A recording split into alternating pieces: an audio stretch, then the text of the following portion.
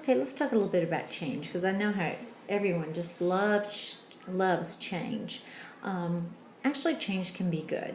And so some of you, I'm being silly, but I know some of you enjoy change or like change or see it as a challenge or, you know, just a chance to try something new. So we're going to look at two types of change and how learning organizations can move ahead with changes that benefit nurses and patients. Here you see some of the responsibilities of leaders and managers when it comes to change.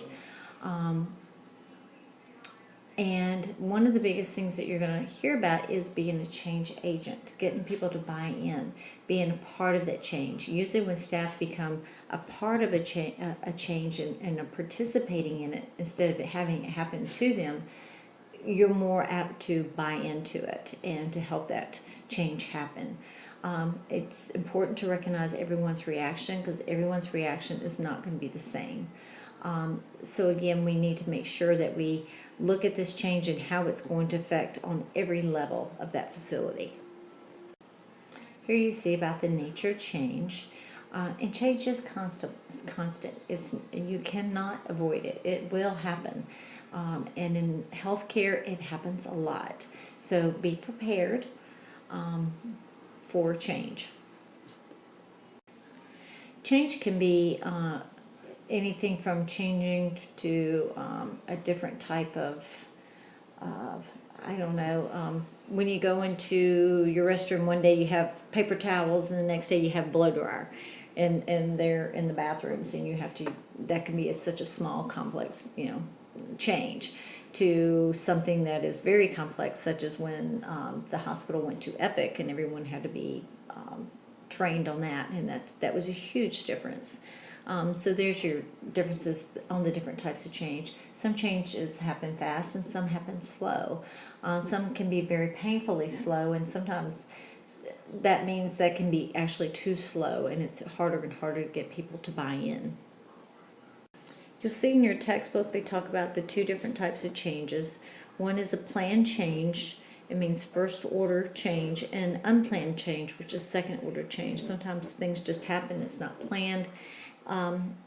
Sometimes that can be good, but a lot of times we see that as a negative because people need to prepare for that. You may remember this from back when you took your class in the fall, but the 3 stages of change. This is unfreezing, experiencing the change, and refreezing. The reason that you need refreezing is to get the change to stabilize and to stay. Have you ever, been with people who say, hey, we're going to change this, and they start it, and then next thing you know, you're back doing what you were doing, and what happened is the change never froze. It kind of evolved, and everyone kind of went back to the old way, so it never really ever happened. It didn't stick. A way to view planned change is to use Lewin's force field analysis, and you're going to hear a lot about Lewin. His analysis allows us to look at all the elements in a situation, to look at what barriers we must overcome, and how quickly a change can occur.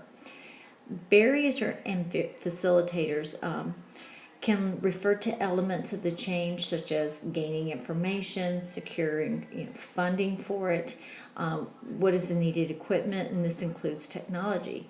They can also refer to people or groups of people. In other words, we can use this approach to map who is against and who is for the change, or which groups of people, either internally or externally, will support the proposed change.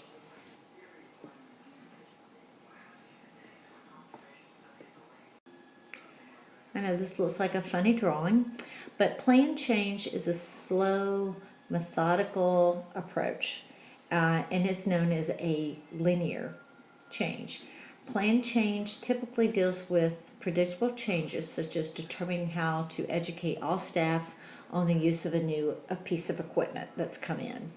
The second type of change is nonlinear, or a complex change. The nonlinear refers to a web. So everything is connected, and pulling on one piece moves other pieces so that the new pattern appears. Most change in healthcare is going to be really complex because it involves many people and clinical and organizational changes.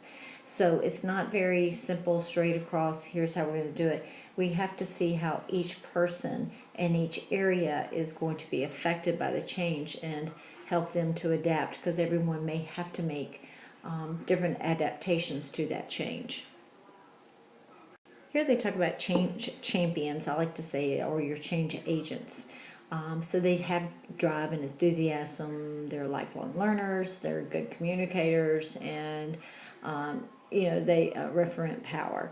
So although each situation has to be analyzed, there are some common barriers that exist for almost every change that happens. The first is going to be the budget. If the change doesn't save money, at least in the long run, it's going to be difficult to secure support from all your upper administration, because their key accountability is for cost. Even the planning sessions have money associated with them because the people in those sessions are not providing care at that time and are or they're not performing their normal workload.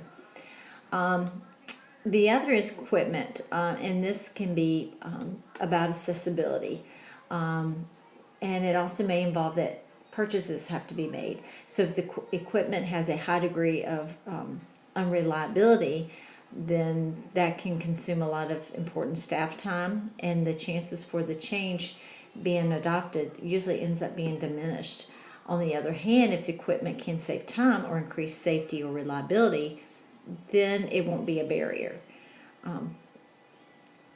People who value status quo and are fairly averse to change are typically barriers to change. They can like to convert them into being at least neutral parts, or and they like to stay neutral in that group. Often people who do prefer the status quo, though, who see no benefit to themselves, usually propose the change. How that is developed is that the challenge is usually a challenge for the leaders and the managers. They're going to have to find out who these people are. But there are groups who see the change as a threat and are not supported at all. And if their numbers are sufficient, they become the most powerful opponent. Sometimes the reason a group opposes a change is because they see the change as eroding, their area, their turf, so to speak, and their power. These are difficult challenges for them to take on. Other times they oppose change because it's not been described adequately, they haven't been prepared, they really don't see the benefits for themselves or for their patients. An example is when healthcare took on an added task of identifying the limb to be amputated. Some groups thought it was an unnecessary task. However, the publicity surrounding the mistakes was overwhelming, so it did take place. Some characteristics of change agents is that they're facilitators, and they help out and they give support within the facility and out in the community. If a hospital's expanding or expanding to a surrounding area, they will actually help to get the word out and support the change and get people to buy in. A key element is to get buy-ins by the physicians and the nurses, because these two groups are key when there is a big change that occurs at a healthcare organization.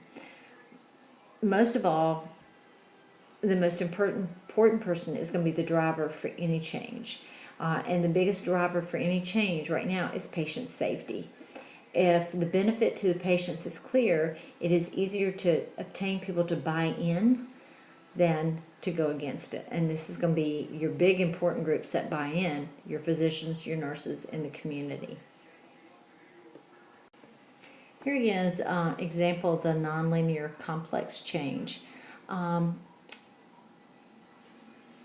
The interchange between what is happening with the organization and what's happening externally to the organization is going to shape both of the changes. So if you think back about the example about the hospital expansion program, the community had bought into the change because community members saw the end results. Now think what would happen if some major delay happened or an explosion occurred on site, or publicity was focused on the way in which the hospital expansion was being funded. Suddenly the community isn't quite so supportive. And now the organizational representatives are going to spend a lot more of their time trying to manage external relationships than they are moving along with the project itself. When it comes to responsive to change, we are all human. And so sometimes it takes people longer to buy in. Systems and technology, this is looking at what all is going to be involved and the cost. And we know now systems and technology is not cheap. I'm going to post the next couple of slides, and these are varied reactions to change.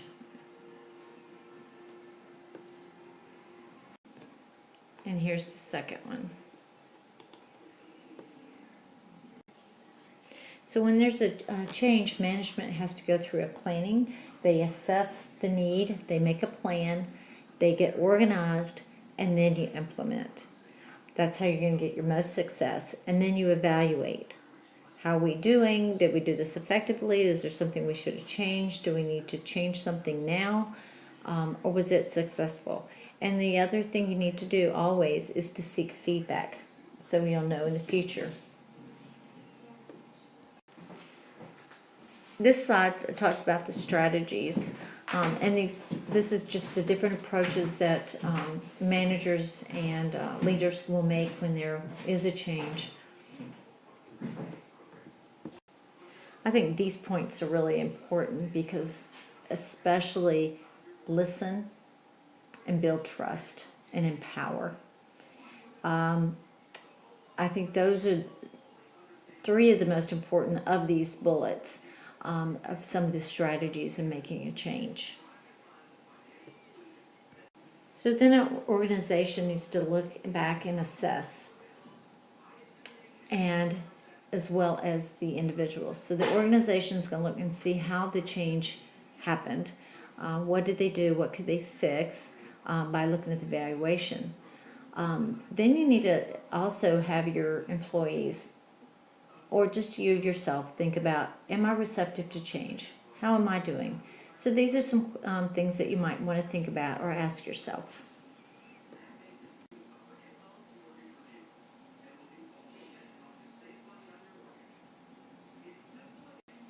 This slide gives you some ideas on how to lead change. And it talks about leading relationships and processes. And also leading the culture. It may be useful to be looking back and see if change is beneficial. Once you're clear if it is, the change, and then decide, is this change positive? And are you either an agent or a follower? And these 2 roles can be put together. For example, when the nurse manager is present, you may be the follower, but when you're working with your preceptee, you may be an agent. Change requires a group of people to work together effectively, and that's going to be the most important thing. So be proactive, be a leader, gather information, and find out why the change is happening. And if you're part of a change, then you need to explain to others why this change is happening and how it will benefit, and get people to buy in, and they will help you make the change.